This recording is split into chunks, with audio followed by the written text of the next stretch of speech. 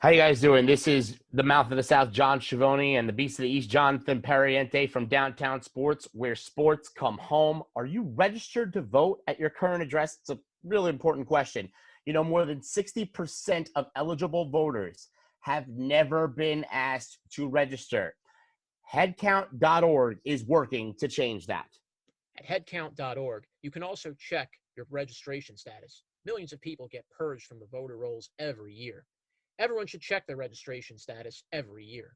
The deadline to register to vote in some states is as early as October 4th, so you want to check before then. You could also request an absentee ballot, get info on early voting, and find your polling place, or see who's even on your ballot. Headcount is a nonpartisan, nonprofit that tours with musicians to help concert attendees register to vote. But you don't need to leave your house to register or get voting info. Just visit headcount.org. Register to vote today at www.headcount.org. Once again, www.headcount.org. Let your voice be heard. Don't let yourself be voiceless. Register to vote. Shut up and sit down.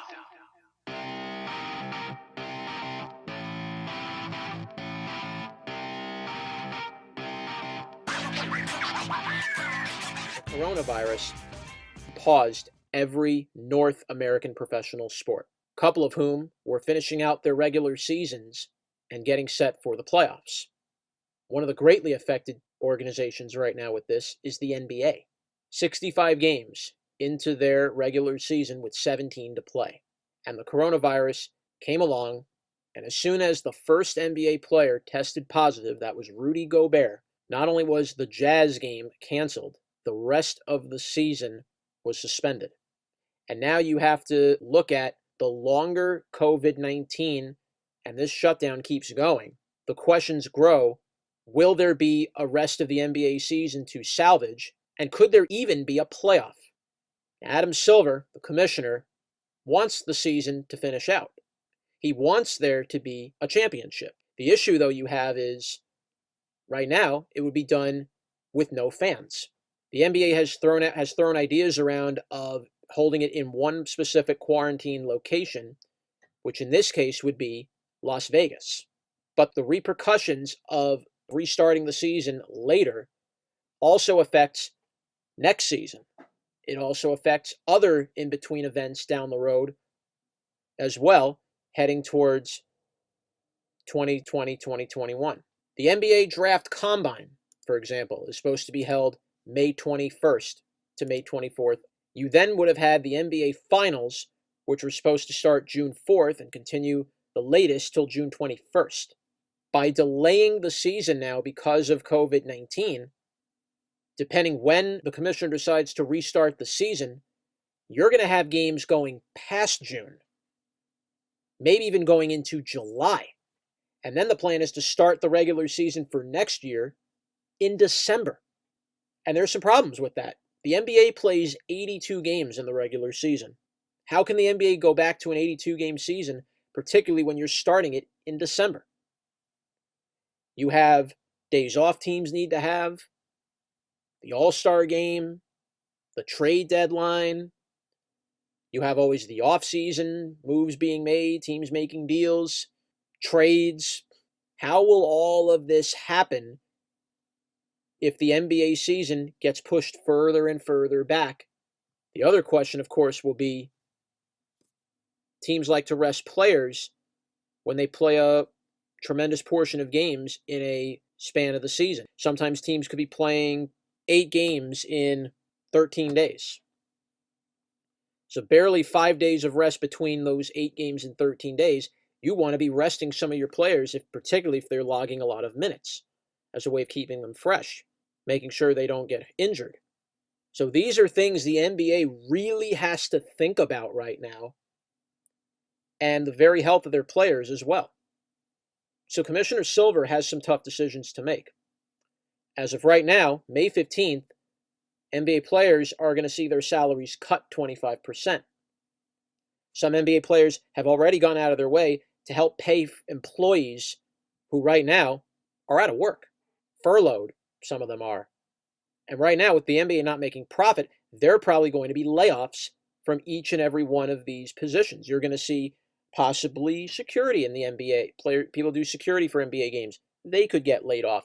People that work in the vending, working in the food places, they could be out. People that work in selling jerseys, that sell programs, that sell merchandise, etc., they all go out.